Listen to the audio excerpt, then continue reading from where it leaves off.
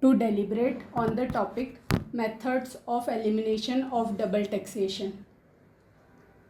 Friends, after lunch we have the session, so hope you all are awake and in the session to understand the specific topic, that is foreign tax credit. It was referred by Kalidas in Raghuvansh. He was saying that it was only for the good of his subjects that he collected taxes from them, just as the sun draws moisture from the earth to give it back. So our government is also collecting taxes from all of us, that is from public, to give it back to us in the form of better services to the society. Friends, double taxation should not be there on any assessee. Therefore, we are going to understand how to eliminate the effect of double taxation.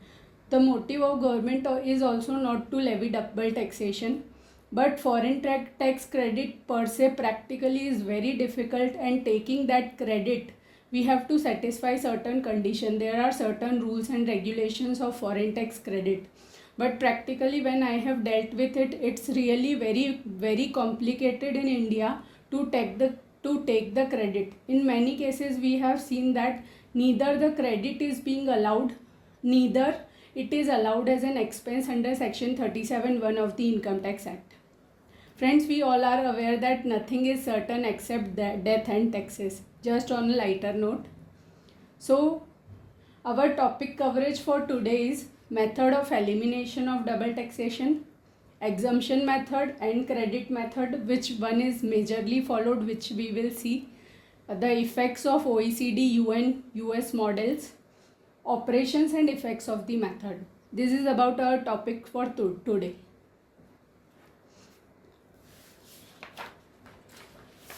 Friends, we all are living in a global village, but are we taxed at a global level? Global means only, like suppose I am earning income in India as well as US. So whether I am being taxed globally, that is only in India or only in US, that we have to see. Globalization is revolutionizing the world by integrating national economies, culture, technology and management with just a click. Like through click we can move money across borders, and corporates can transact with their affiliates across global supply chains. Like friends, after the pandemic we all have seen that we all are connected via social media, we all are connected via Zoom or WebEx. We are easily connected, our sessions are also going on WebEx. So I am sitting in another city and you are sitting in another city, then also we all are connected. We have to see the tax aspect of all this. On the flip side, such a new phenomenon has blurred the national boundaries, thereby fundamentally affecting the juridical tax systems. Cryptocurrencies, Bitcoin, new virtual digital assets, equalization levy. But equalization levy has been removed from budget 2024. So let's see how government will levy taxes in such cases. There were pressure on the government to remove equalization levy. Pillar 1 and Pillar 2 has taken place, but Pillar 1, Pillar 2 has not been adopted in budget 2024. We are waiting that government should come out with certain circular that how they will implement Pillar 1 and Pillar 2. All international laws are changing with MLI, multilateral instruments. We all are aware that India has accepted for multilateral instruments, and we will see that how it is impacting economic double taxation. At one end, tax evasion and avoidance is prevailing in the economies. We have tax evasion in the country, we have tax avoidance in the country. That's why GAR has been developed, General Anti-Avoidance Rules. Government has already implemented those rules under Income Tax Act. These tax evasions are leading to the loss of revenue that could have financial, social spending and infrastructure investments. Various jurisdictions are bringing anti-avoidance policies in order to dispose of such instances. Further, on another side, FDI, FPIs, FIIs, like QFIs, all are increasing. Highest FDI and FII in last 90 months known as a source. DTAAs are double taxation avoidance agreements which are signed between two countries. It takes years to accept the agreement. Tax evasion and tax avoidance increases. Therefore, double taxation avoidance agreement has been made. Friends, before starting the topic, I would like to share with you a present case which I have seen of my friend. Recently, one of my friend returned to India from US on a long assignment. He came to me full of energy to work in India, that now he wants to work in India, he wants to permanently settle in India. He was bothered about the salary received in India. He said that he came in July 24, therefore he will stay in India for more than 182 days in 24-25. His global income is liable to tax in India. Now he said that his US advisor said you have to pay taxes on rent, income and all those things in US also. He asked me then that I am already paying taxes in United States, then why should I pay taxes in India? Then I have to explain him the provisions and laws of India. I have to pay tax in US, then why I should pay tax in India also? Then I told him, wait, I will explain you the concept. I explained him that as per Indian Income Tax Act 1961, once you become resident in India, then your global income is liable to tax in India. Now he said, if it so happens, then I have to pay tax in two jurisdictions. Then I have to explain him again the concept of foreign tax credit. Friends, due to globalization and digitalization of economy, people are moving from one location to another location. Generally, people are going back to their home.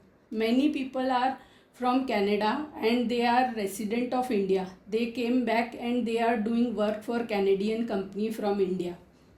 They are from any location. They are carrying on different activities in different locations simultaneously. There is a fear of erosion of taxes all over the world. Very aggressive.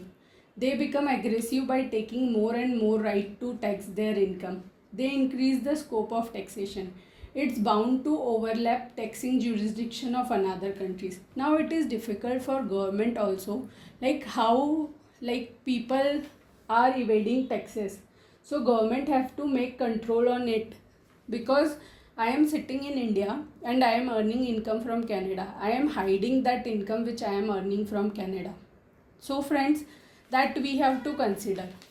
Now, what is double taxation? How you can say that there is a double taxation? Taxation is double when we are taxing same income is double taxation. Taxing same income in hands of same assessee is double taxation. So there are two cases. One is juridical double taxation and one is economic double taxation. Now, example, when the taxpayer is resident in one country but he has source of income situated in another country, it gives rises to double taxation. This arises from two basic rules, that is the source rule and the residence rule. Friends, India follows which rule? India basically follows the resident concept, that those who are resident and ordinarily resident, those who are resident and not ordinarily resident, and those who are residents. The taxation applicability of all these people are different in India. But India also follows source rule. If we will see section 4, 5, 6, 7 and 9, which are very important sections. One is charging section. One says income deemed to accrue or arise in India. One says income deemed to be received in India. So there are sections and which says that source rule will applicable. Suppose there is a non-resident which has property in India. In that case, the source rule will be seen and his incomes becomes taxable in India on the basis of source rule. So India follows source rule as well as residence rule. Both are being followed.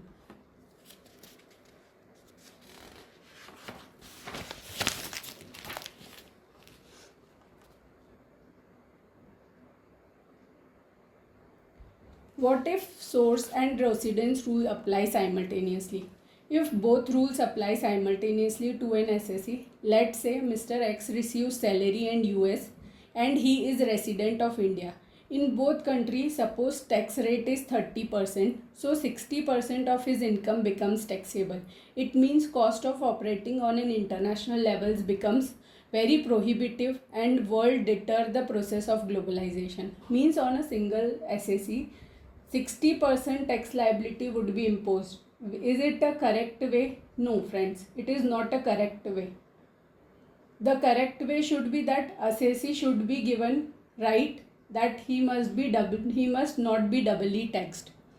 DTAA becomes very significant. Double taxation avoidance agreement. We all have to understand the laws of DTAA. Here we will see Article 23. As we have sections under Income Tax Act, there are articles under DTAA. It's from DTAA point of view, we have to make the significant difference. Double taxation is not an intention of any country's taxation. It is an unintentional consequence of tax legislation. It is generally seen as negative element. Suppose two governments are taxing on the same income, so that becomes a negative element for any government or any tax system. Then nobody would like to become resident of that country. Nobody would like to take any source of income from that country. And tax authorities attempt to evade it becomes impossible. Next, friends, like types of double taxation. We have juridical double taxation and we have economic double taxation. Juridical double taxation. What is juridical double taxation? When same income is taxed twice, one in the country of source and one in the country of residence, then it is known as juridical double taxation.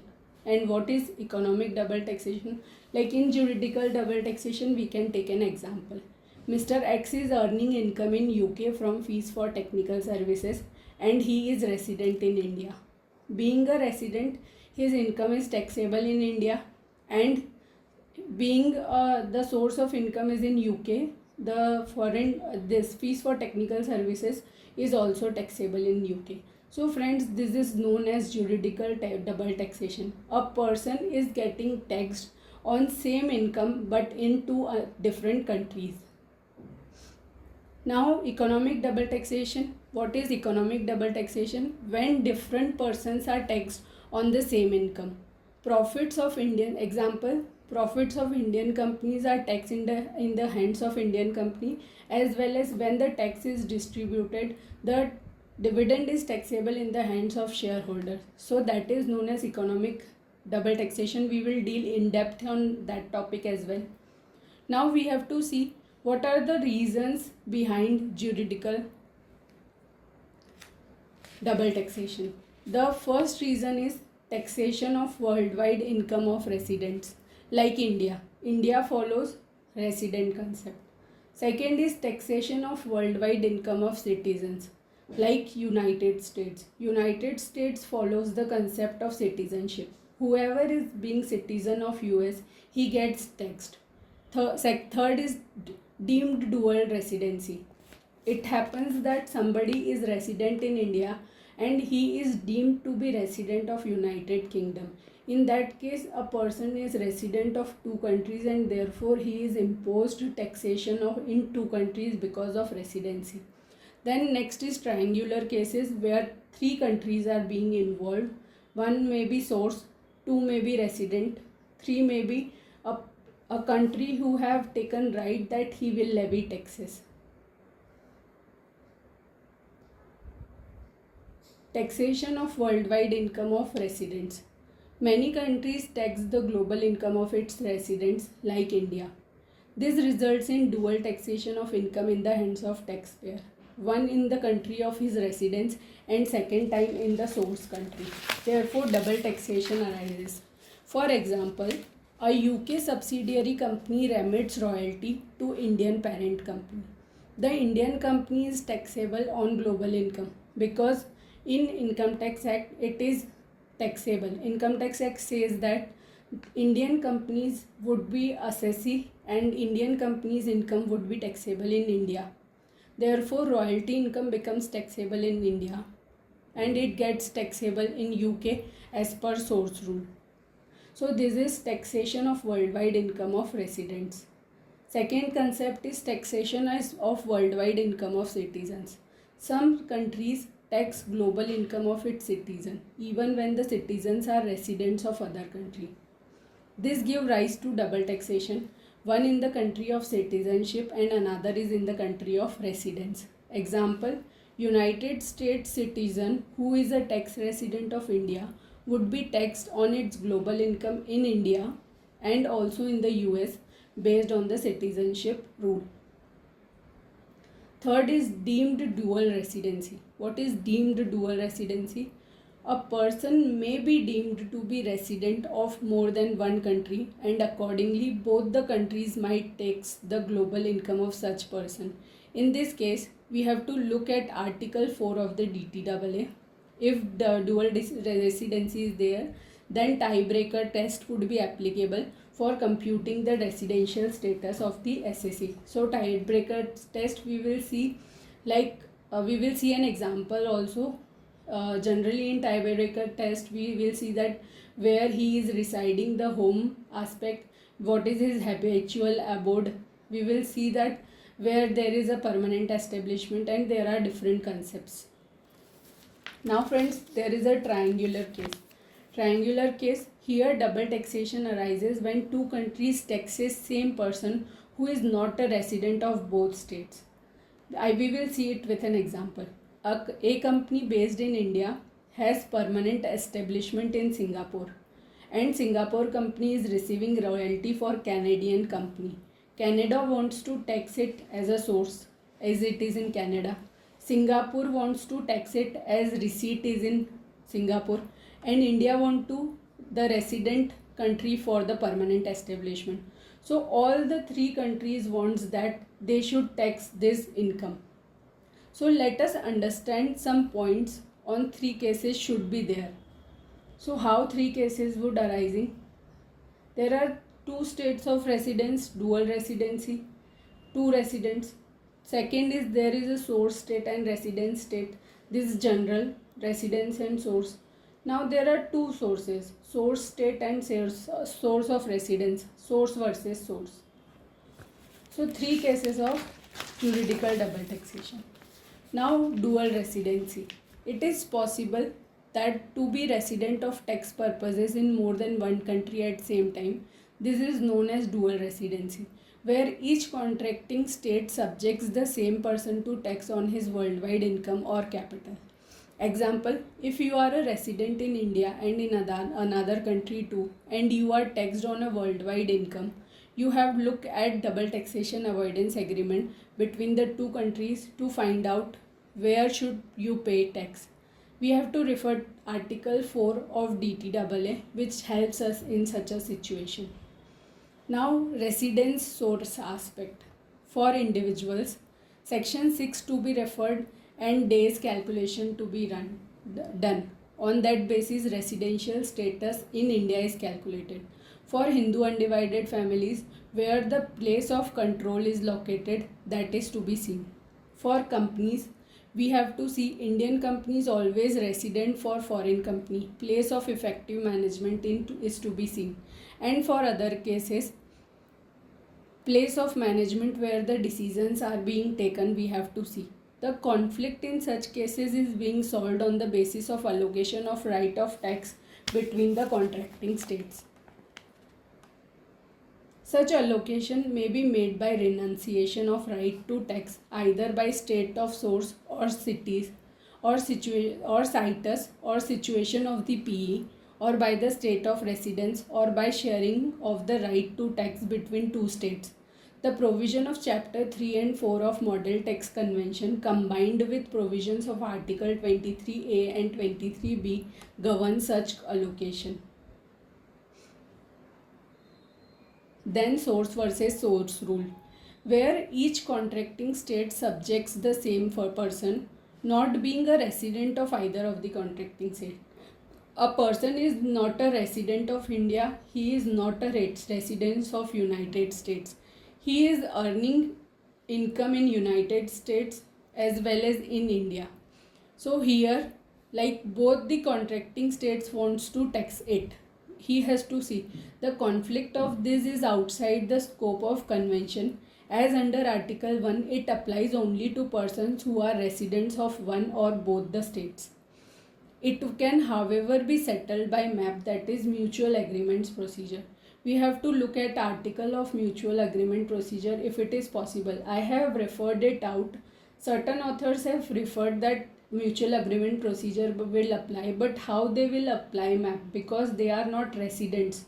So he has to go to government of any of the source state where he is earning income if there is any dispute. Now friends, that is all about juridical double taxation. Next is economic double taxation. There are situations where same income is taxable in hands of two taxpayers. Like there the taxpayer was same, but here there are two taxpayers. For example, dividend is taxed in the hands of corporate as well as in the hands of shareholders.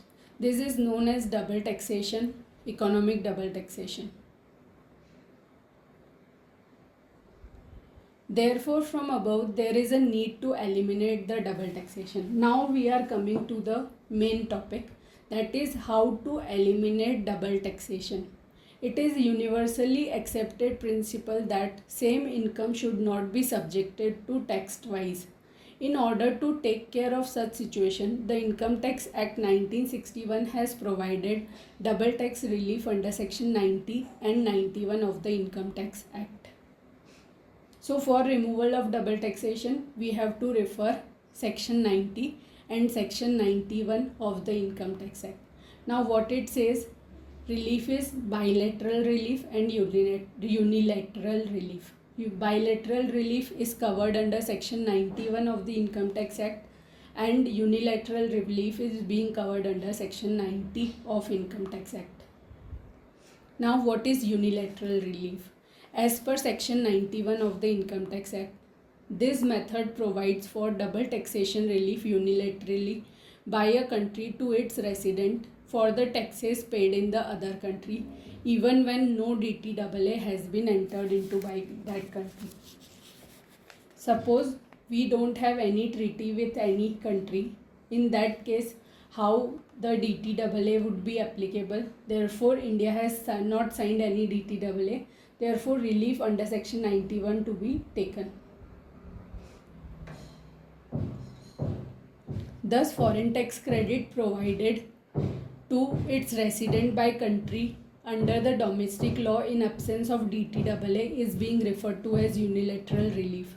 India grants unilateral relief through credit method under Section 91 to its residents for taxes paid in the country with which India has not signed DTAA. Such reliefs are provided to eliminate the cascading effects of double taxation. Then friends, unilateral tax relief, which is provided under Section 91 of the Act, is available to a resident taxpayer who has satisfied following conditions. Certain conditions to be being followed by the assessee, then only he is eligible to claim the relief. First condition is he has earned foreign income and he proves that he has suffered such tax on such foreign income in any country outside India by way of deduction of tax at source or otherwise in accordance with laws in force in that country on same income which is subjected to tax in India. Therefore, he has to prove that he has earned foreign income, and on that foreign income he has paid certain taxes in foreign country. Then only he would be eligible to claim the unilateral relief in India.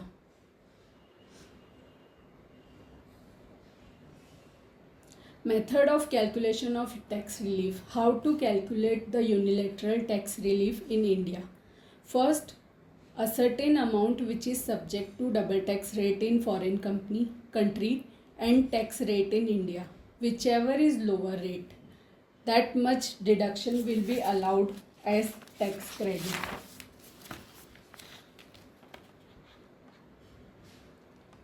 Let's see a case study on it. Mr. X, resident of India, received salary from a country Isle of Man or British Islands. India has not signed treaty with these two countries. In this case, tax deducted by these countries, X can claim tax in India only till the amount of tax leviable in India. Suppose India levies 40% tax on the foreign income and the British island has taxed it 30%. So in India, the unilateral tax relief of 30% only would be allowed. 40% would not be allowed. Only till the amount which is being taxed would be levied. Then next is bilateral tax relief. In this method, government of two countries can enter into an agreement to provide relief against double taxation by mutually working out the basis on which the relief is to be granted. When two treaties entered into DTAA, then the method of relief is provided in the treaty. The treaty provides for the manner, the mode, the quantum of tax relief to be allowed in relation to doubly taxed income in the hands of taxpayer.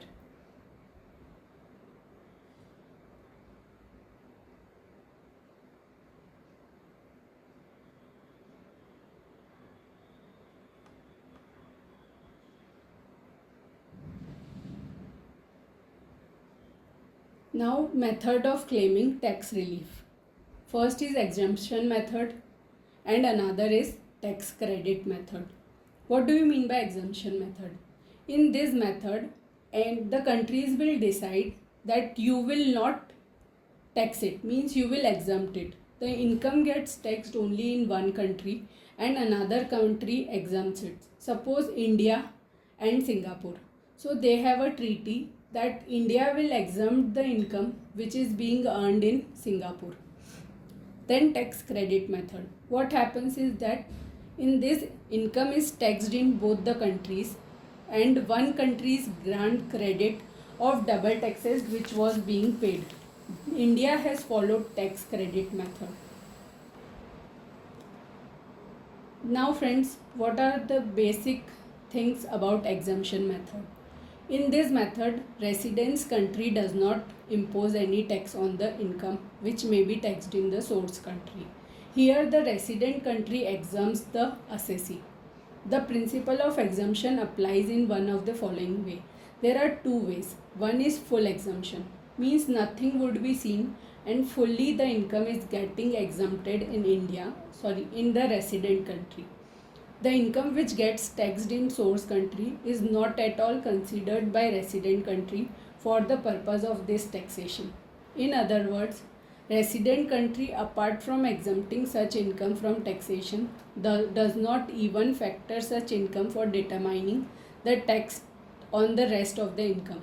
That is even for ascertaining tax slabs. Suppose we have agriculture income, we have to add agriculture income and then we determine the tax slab. That is also even not considered. Exemption with progression. What is this method? As against the full exemption method, resident country retains its rights to doubly add source country income for computing tax slab rates. Like first we add agriculture income for computation, then we get the exemption. This is the exemption method.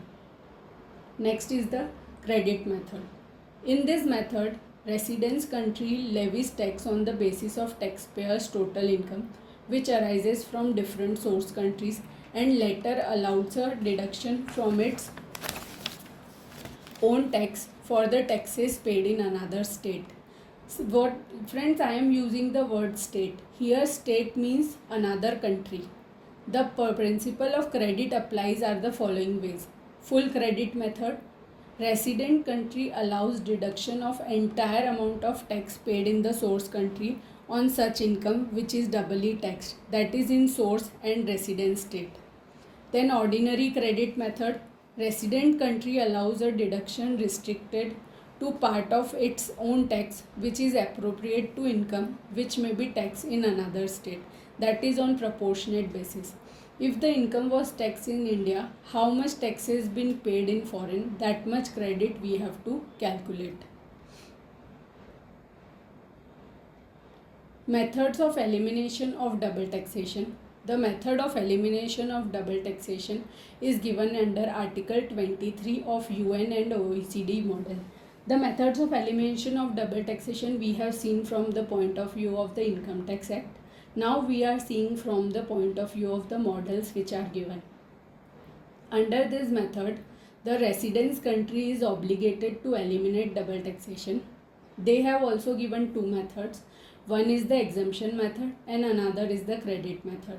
DTAA provides the mechanism how to calculate the credit. In addition, many countries provide unilateral relief as India has provided.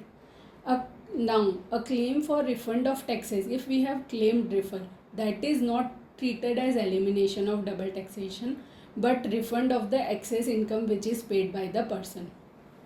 Now, take an example. Total income of Mr. X resident in India is 10 lakh rupees, comprising of salary he has earned in India 7 lakh 50,000, dividend income from United Kingdoms 2500. Consider 1 UKP is equals to 100 INR. In India, the rate of tax as an income of 10 lakh is 30% and on an income of INR 7 lakh 50,000 is 20%. The rate of tax in UK is 40%. Now we have to see if full exemption method is being applied. So in full exemption method, first what is to be done?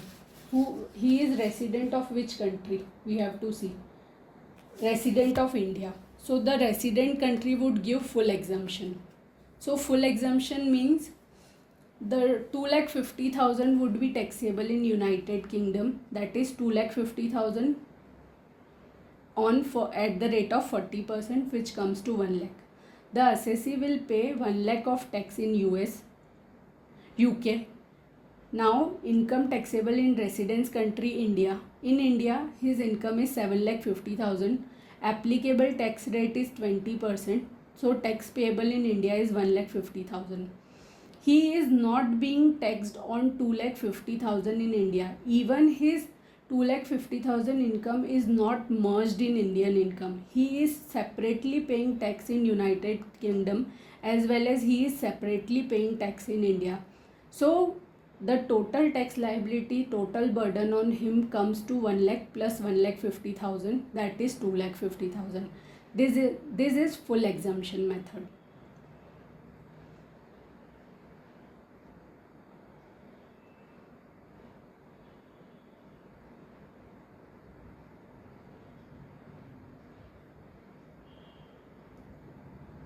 Then is exemption with progression.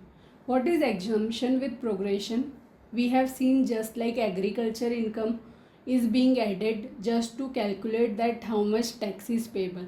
Long-term capital gain up to 1 lakh is exempted in India, but till 1 lakh the amount is added to the slab and then later after computing the slab we eliminate that amount from taxation. Same like this exemption with progression.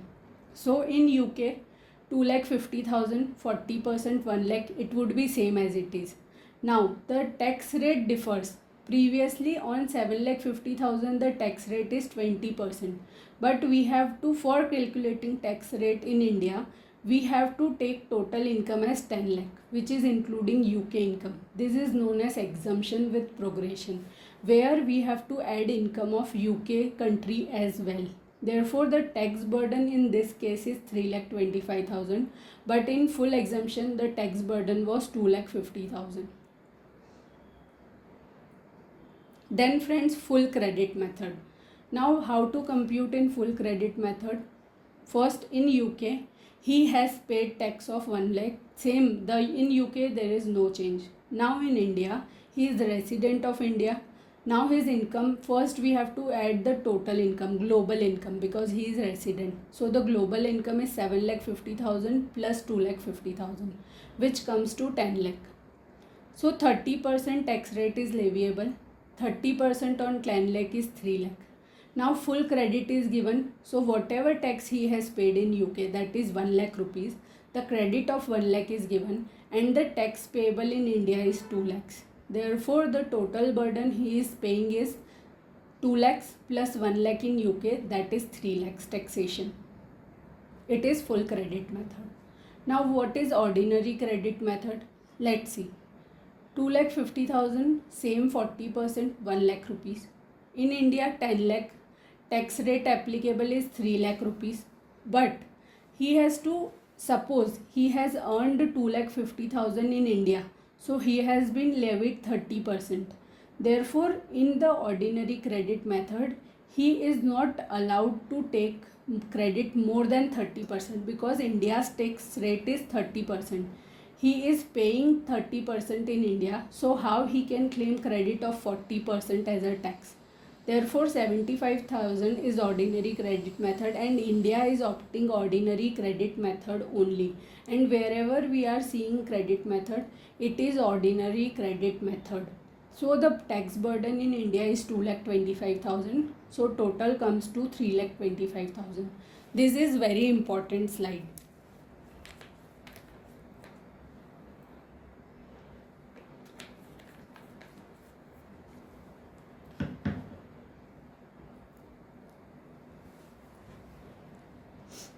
Now what we have seen is exemption method and credit method. There are certain special forms of credit which are available in tax treaties. First is underlying tax credit method, where they are giving corporate tax rate benefit.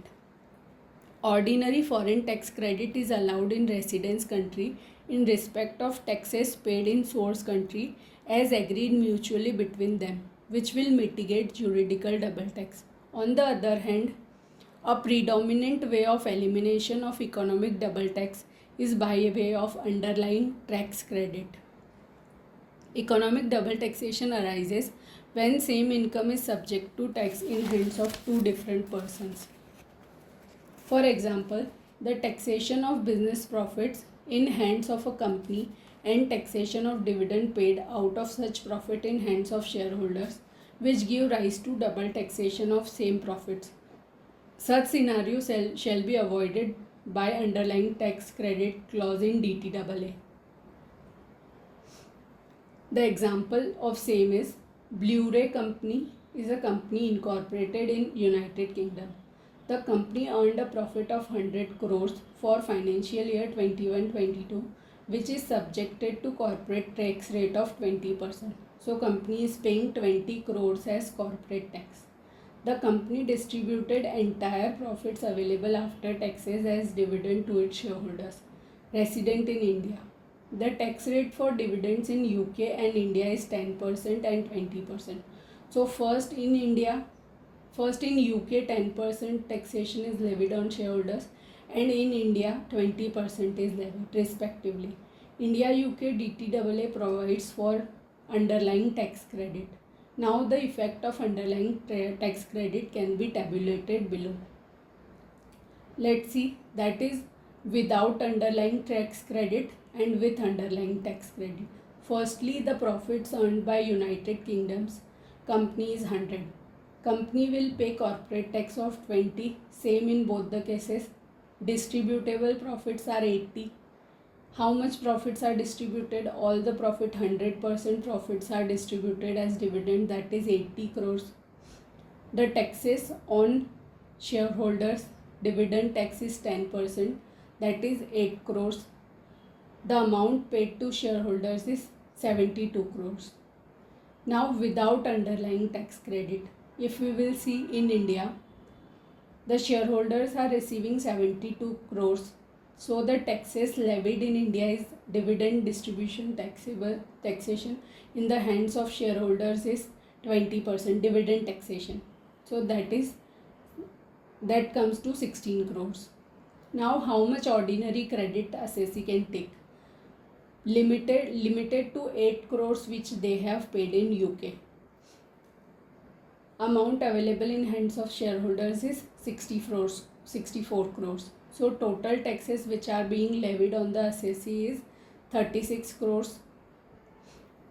Then without underlying tax credit, we have seen with underlying tax credit, we will get additional 8 crores deduction, which means up to 20 crores of the corporate tax which is levied.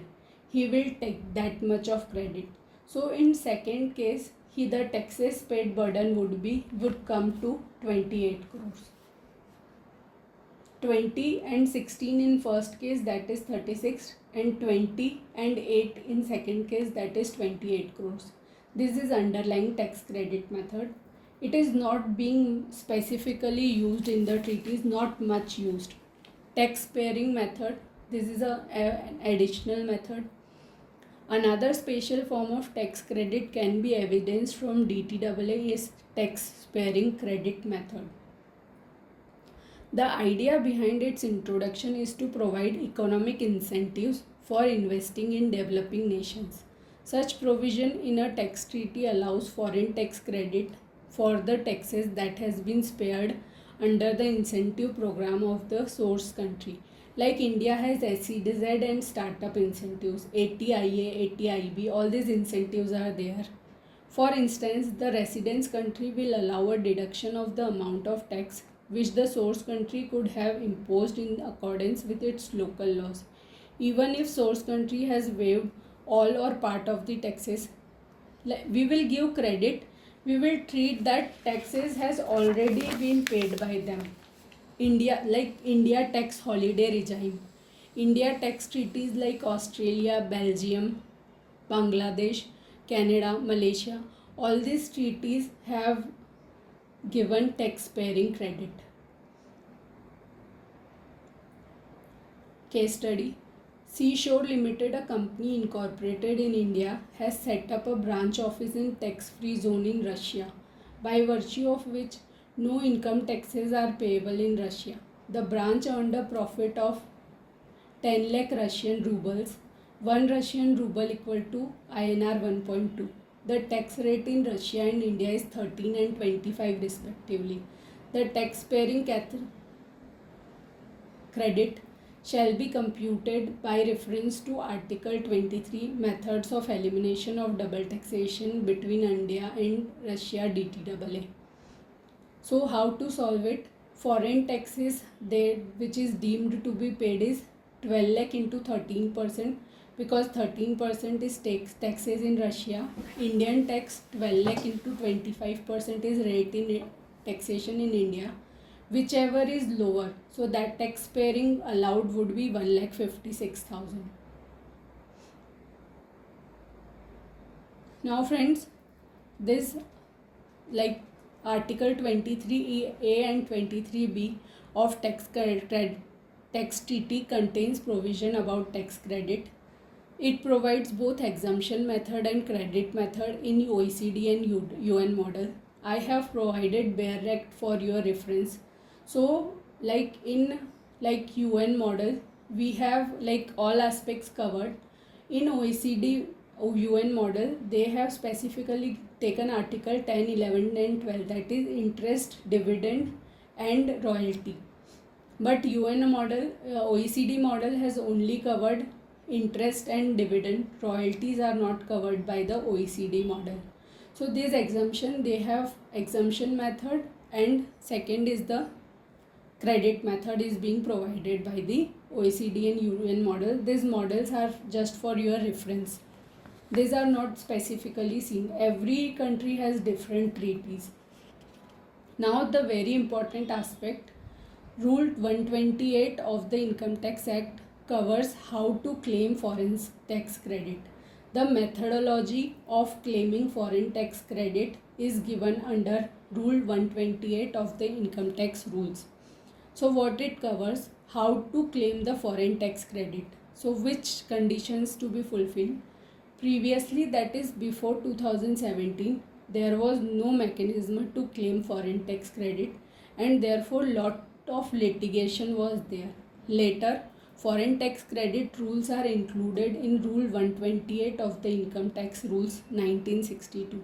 Now 128 subsection 1. An assessee being a resident shall be allowed credit for amount of any foreign tax paid by him in a country or specified territory outside India by way of deduction or otherwise in the year in which income corresponding to such has been offered to tax.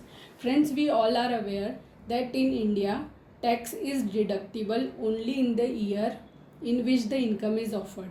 We have a mechanism that we do carry forward of TDS as well. Like suppose it's an Indian income, then also we can do carry forward of the Indian income in a manner and extent specified in the rules, provided that if the income subject to foreign tax are offered in more than 1 year, credit of foreign tax shall be allowed across these years in the same proportion in which income is offered to tax.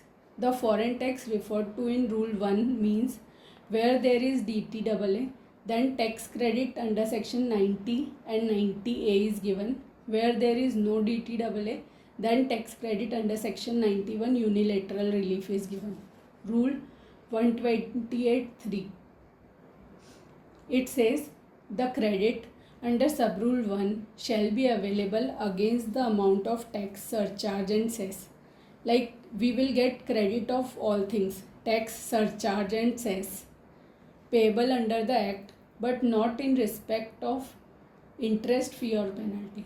Foreign tax credit is never given for interest, fees or penalty because it is in the nature of penalty. So credit is given only for taxes and not for the penalty. Then 122(8) subsection 4. If there is a disputed tax, there is a dispute going on regarding tax, then there is no credit which is given. No credit until disputed tax is finally settled. Within 6 months from end of the month in which the tax is settled, assessee furnished evidence of settlement. 128 subsection 5. The credit is computed separately for each source of income. First, lower of foreign tax paid and Indian tax payable on such income, that much credit is given. Whichever is lower. We cannot give credit of more rate amount. Then conversion of currency. Everywhere for conversion we refer TT buying rate on last day of the month immediately preceding the month in which such tax is paid or deducted.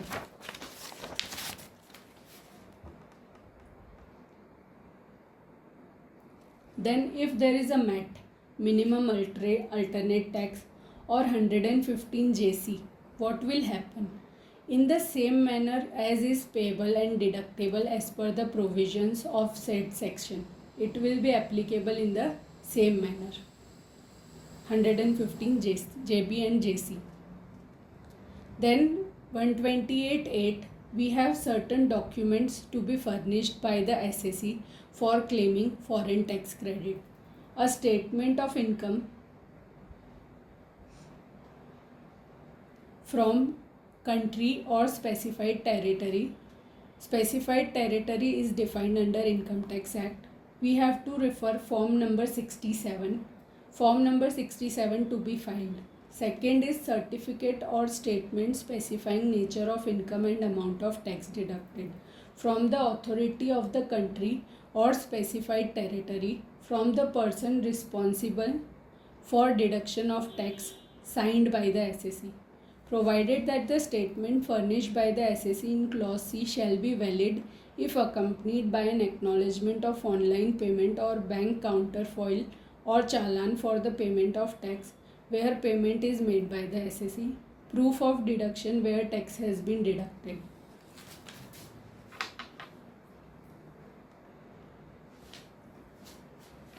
Then what is to be furnished is Form 67 has to be furnished on or before the end of assessment year relevant to the previous year, provided if updated return is filed by assessee under section 139(8)(a), then before filing updated return, Form 67 is to be submitted. So Form 67 was submitted when the original return was filed. Now revised Form 67 is to be submitted before filing the updated return. Then Form 67 is also to be furnished in the case of carry backward of losses. Carry backward is a new concept under the treatise. What is carry backward of losses? Carry backward of losses is followed by certain countries.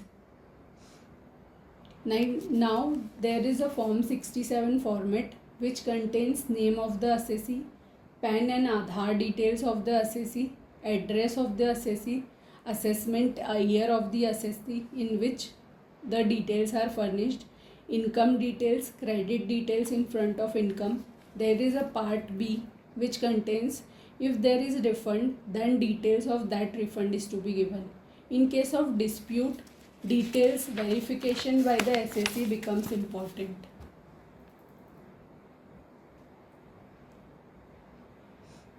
Then carry backward of losses. What happens is that some countries give carry backward of losses, where carry backward of losses of current year is in source country results in refund of foreign taxes paid in the previous year, which has been claimed as foreign tax credit in India. Form 67 is to be filed.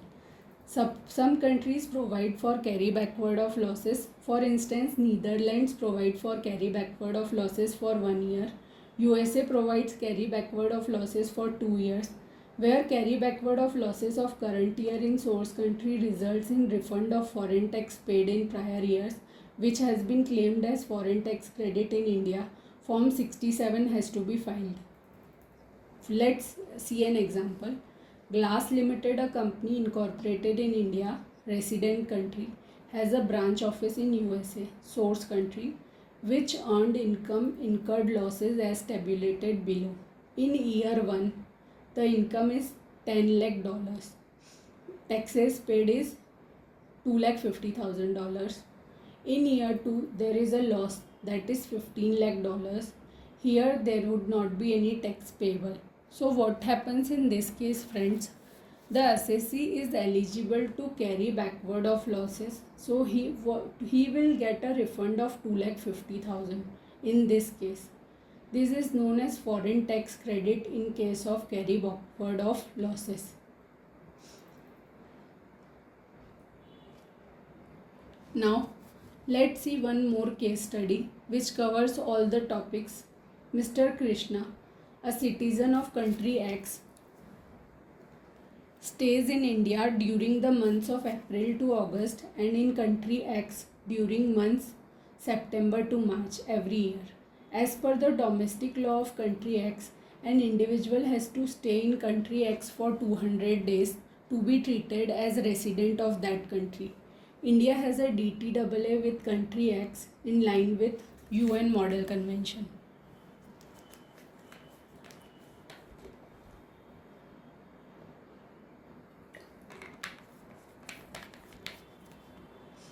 Mr. Krishna owns immovable properties including residential house in both India and country X.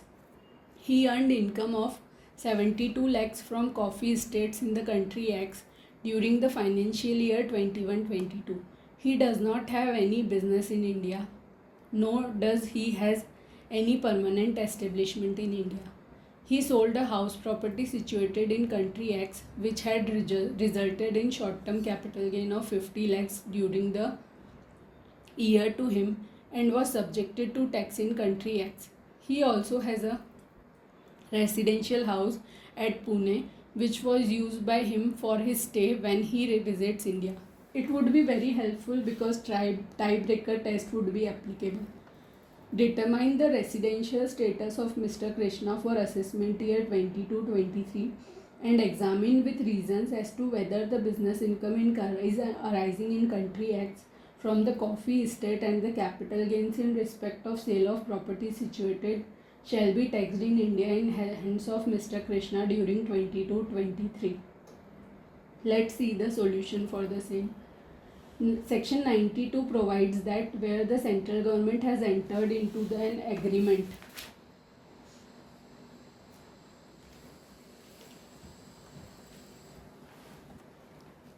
with the government of any other country for granting relief. So 92 provides relief that whichever is beneficial.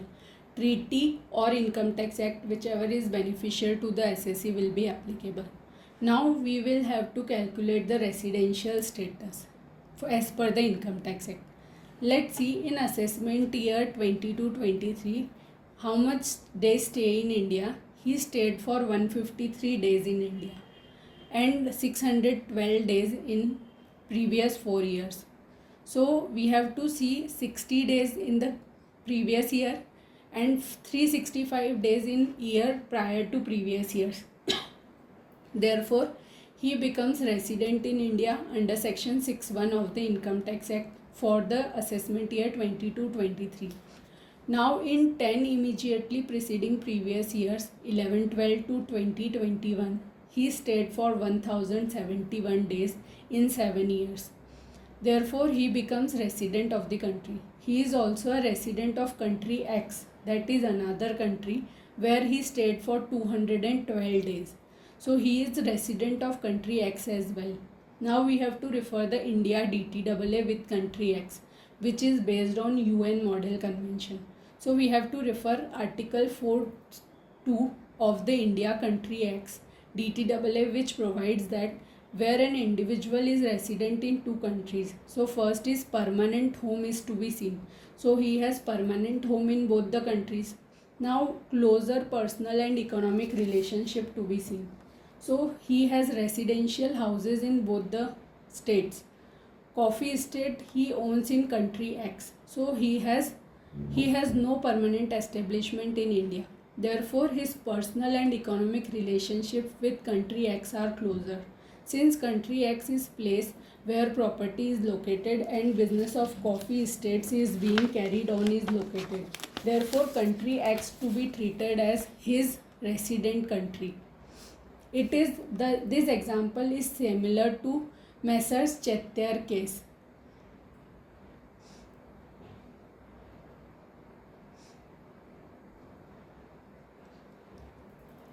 The fact he is resident in India become irrelevant. 90 subsection 4, what we need is, we need a tax residency certificate. He was not liable to tax in India. Then there is a next case study. Or Krishna is resident in India in all the 10 immediately preceding previous year 11-12 to previous year 2021, and his stay in India in the 7 immediately preceding years are 107 days according, since he is a resident. Friends, this case study we have covered.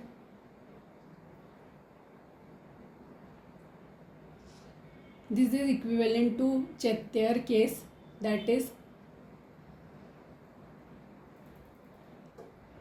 now next case study is Mr. Hari, a resident Indian aged 37 years, is a salaried employee employed with Delta P Limited.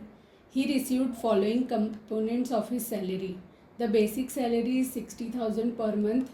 Dearness allowance is 12% of basic salary. Transport allowance 10,000 per month. Medical is 5,000 per month. He contributed 18,000 to approved pension fund of LIC. He also paid 2 lakh by cross-check for Mediclaim premium to ensure the health of his mother, a resident aged 61, who is not dependent on him, as a lump sum payment for 5 years including the current previous year. He also delivered guest lectures in country X during the year. He received 8 lakhs from such university after deduction of tax of 2 lakh in country X. India does not have any double taxation avoidance agreement under section 90 of the Income Tax Act 1961 with country X. Compute the tax liability of Hari. So how we will compute it? He has earned 60,000 per month, so it comes to 7,20,000. Then dearness allowance 86,400. Then transport allowance 10,000 per month, so 1,20,000. Medical 5,000, so it comes to 60,000. So total gross salary is 9,86,400, from which he gets 850,000 as a standard deduction. So the amount of salary is 9,36,400. Income from other sources is from the university is rupees 10 lakhs. His gross total income is 19,36,400. Under section 80CCC, he gets a contribution to pension fund, that is 18,000. Medical he gets 2 lakhs mother, so 2 lakhs divided by 5 for 5 years, 40,000. So it comes to income is 18,78,400. Now further, from this 18,70,000, from that how much is the tax leviable is as per slab rate 3,76,020 and health and education says 4%. So total tax liability comes to 3,91,061. Now the average rate of tax is 20.82 and the tax what he has paid in country X is 20%. So lower of it, that is 2 lakh credit would be available to him. So foreign tax credit which is available to him is 2 lakh rupees. The tax payable is 1,91,061. Now friends, most important concept, that is multilateral instrument. Double non-taxation is something which has been addressed past 15 years or so via BEPS program. OECD G20 inclusive framework brace erosion and profit shifting. Tax avoidance strategies that results in gaps and different strategies release in tax avoidance. They wants to take advantage of tax rule to avoid paying taxes. Consequence of this is MLI, which is an outcome of BEPS Action Plan 15. The BEPS initiative came out with 15 action plans and one of the action plan is multilateral instrument. Under multilateral instrument, today India has entered into DTAAs with more than 90 countries. So when you have any changes, all treaties have to be amended. So to avoid that, a multilateral instrument allows government to modify existing bilateral treaties in a significant and efficient manner without the need to negotiate each treaty bilaterally. Instead of looking at each treaty, they look at the basket of treaties. Multilateral instrument has been ratified by Indian government. So Indian government is a part of this 45 countries in OECD G20 inclusive framework and Indian government has ratified MLI.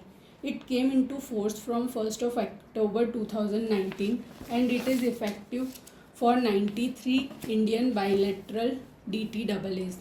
This Article 5 of MLI deals with elimination of double taxation. There are three options which are given under Article 5, option A and option B. One is exemption method and another is the credit method. Option C prescribe applicability of ordinary credit method. India has opted for credit method, that is option C. Now which India has opted for credit method to all its covered tax agreements, to all its DTAAs. Consequent to this, India's agreement with Egypt, Bulgaria and Greece provides for exemption method and other DTAA provides for tax credit method. Friends, there is a case law on Tata Sons. There was no DTAA clause for elimination of double taxation with United States and Canada treaties. Mumbai ITAT didn't allow the amount to be deductible under 37(1) of the Income Tax Act as well as didn't allow foreign tax credit. It is a very landmark judgment by Tata Sons. Now we have to see certain important aspects, that is whether foreign tax credit is allowed from MAT, that is minimum alternate tax. Yes, it would be allowed. Second is, what about the equalization levy? If equalization levy was there, then foreign tax credit was not allowed from equalization levy tax. Whether foreign tax credit is given at the time of issuance of Form 16. Foreign tax credit, no, will be taken in resident country only. So no Form 16 allowed. Foreign tax credit is allowed in resident country. It is beneficial to the assessee and Form 67 compliances to be done. So as a summary, if we will see the whole aspects of foreign tax credit, if there is a double tax for non-resident individual, if this form, that is Form 67 is not filed, then assessee is not eligible to claim the foreign tax credit. NRI taxation, if we see, NRI have to pay double tax on the same income if they are favorable DTAA rates and claim is rejected. Generally, in India, foreign tax credit is not allowed to the assessee, and assessing officer is not allowing foreign tax credit to the assessees. So their claims are getting rejected. Form 10F, TRC, and Form 67. Tax residency certificate, Form 10F, and TRC is a must document which an assessee have to comply with. Their claims are rejected because they do not submit Form 10F and tax residency certificate, and also fails to claim foreign tax credit in their resident country. If you are a non-resident Indian who has filed an income tax return in India while claiming relief from income tax and double tax, it is important to follow the additional procedures. The procedures we have seen previously, that how much income you have earned. Form 67 covers all these details, and how much taxes you have paid in another country. You have to show it to the Indian government. Failure to do so would lead to rejection of your claim by the tax department. If you have not complied with all these things, then your claim will get rejected. You will be impacted in two ways. First, you will have to pay income tax according to the laws of foreign country where you are resident. Second, you have to pay income tax in India. Second thing is, you have to pay income tax in India. To save NRI from the trouble, the Indian government has signed a DTAA with more than 90 countries, including USA, UK, Korea, and Taiwan.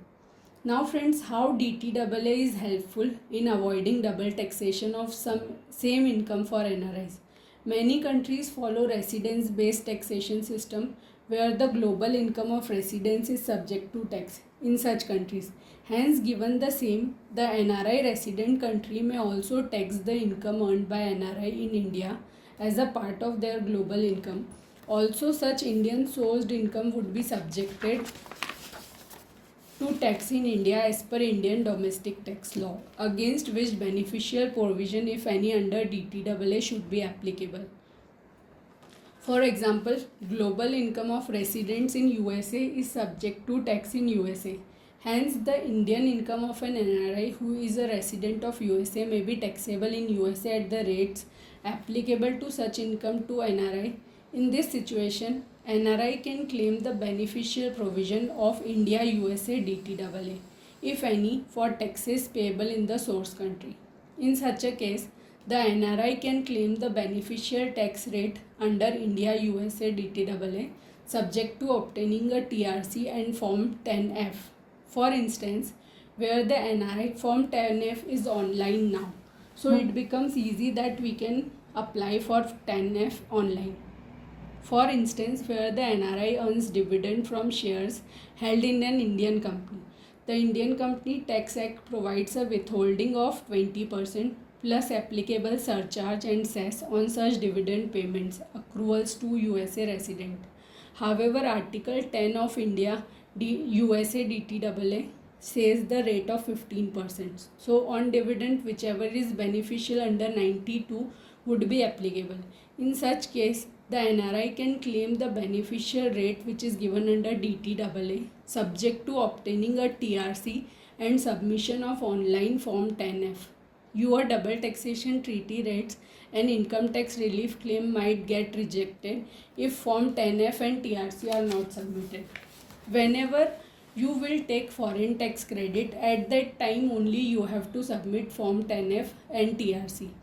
If you do not submit Form 10F and TRC certificate, tax residency certificate, then the favorable rates under DTAA might not be granted. TRC is a document issued by a country's tax authority that certifies an individual's tax residency certificate. Friends, getting TRC itself is very complicated. Specifically from UAE countries, getting TRC is not easy. TRC is particularly relevant for non-resident Indians who may have income sources or assets in both India and another country. According to Income Tax Department, non-resident taxpayers claiming benefit of low tax rate under the relevant DTAA, you are requested to obtain a TRC from the tax jurisdiction having DTAA with India. Further, please ensure that certification in prescribed Form 10F, including a copy of TRC obtained from resident jurisdiction, was submitted through e-filing ITR portal. Among the multiple preconditions for claiming DTAA relief, one includes the taxpayer being a resident of country with a DTAA signed with India. This residency must be established through a TRC issued by the tax authorities of the country of residence. TRC provides evidence that they are tax resident of a country that has a tax treaty with India. If any non-resident has any income from India in the form of royalty or fees for technical services, then such income is chargeable to tax at the rate of 20% of such income. But in case such non-resident wishes to avail the benefit of DTAA, then the rate is reduced to 10% most of the DTAAs. To avail of the benefit of a lower rate of DTAA, non-residents have to produce certain documents, which includes tax residency certificate Form 10F and no PE certificate. He has to give a declaration that he does not have permanent establishment in that country. If those documents are not furnished by non-resident, the rate of 10% goes to 20%. We all are aware. Also 206AA would be applicable. So in that sense, NRIs can face a situation where they pay tax twice in the same income, on the same income.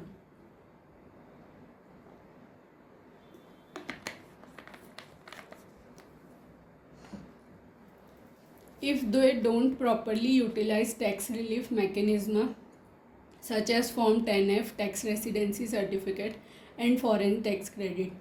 Now friends, what are the deadlines for filing Form 10F and TRC? NRIs have no deadline for filing Form 10F and TRC. Form 10F and TRC is filed whenever there is any incidence of double taxation and NRI wishes to claim DTAA. Now next question is how NRIs can avoid double taxation in Form 10F TRC is not submitted. Without submitting Form 10F and TRC, Indian tax authorities might not grant the tax relief, but DTAA potentially leading to higher tax liability. Even if an NRI does not furnish TRC and 10F, they can still avoid paying double taxation on some income. If the assessing officer accepts that you can take foreign tax credit even if you have not submitted Form 10F and TRC, then it is okay. Even if an NRI does not furnish TRC and Form 10F, they can still claim a foreign tax credit in their resident jurisdiction to avoid double taxation. The NRI can claim credit for taxes withheld in India in its USA income tax return subject to compliance with foreign tax credit claim requirements of domestic tax laws of USA. How does DTAA works?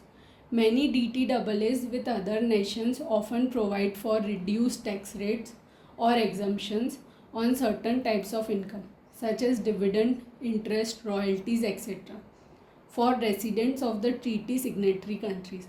To benefit for the lower taxes or exemption under a DTAA, a taxpayer must provide specified documents including TRC in order to provide evidence that they are tax resident of that country and they have a tax treaty with India.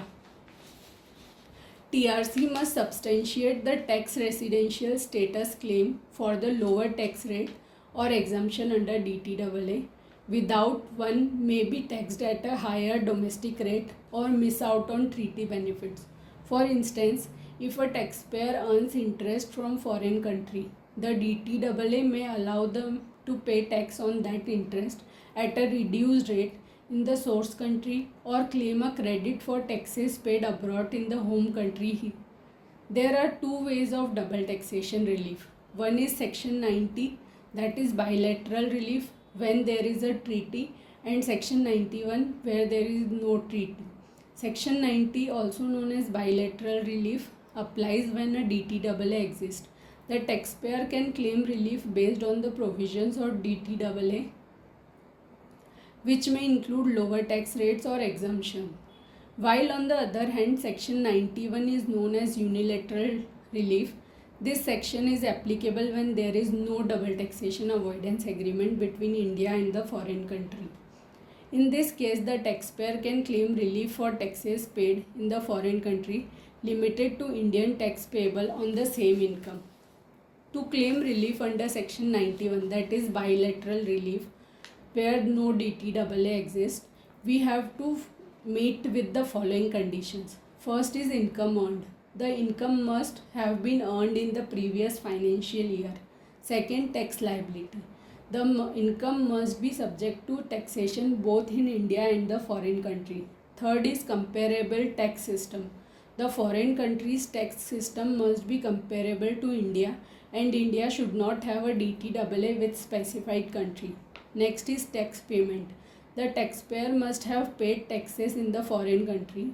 And last is relief calculation. The amount of unilateral relief is the lesser of the Indian or foreign tax rate, means the lower of Indian or foreign tax rate applied to the foreign income. This amount is then deducted from the taxpayer's overall Indian tax liability. So friends, we have went through the full exemption method, foreign tax credit method, tax sparing method, underlying credit method, which are generally being followed. So this is all about the elimination of double taxation. The session is open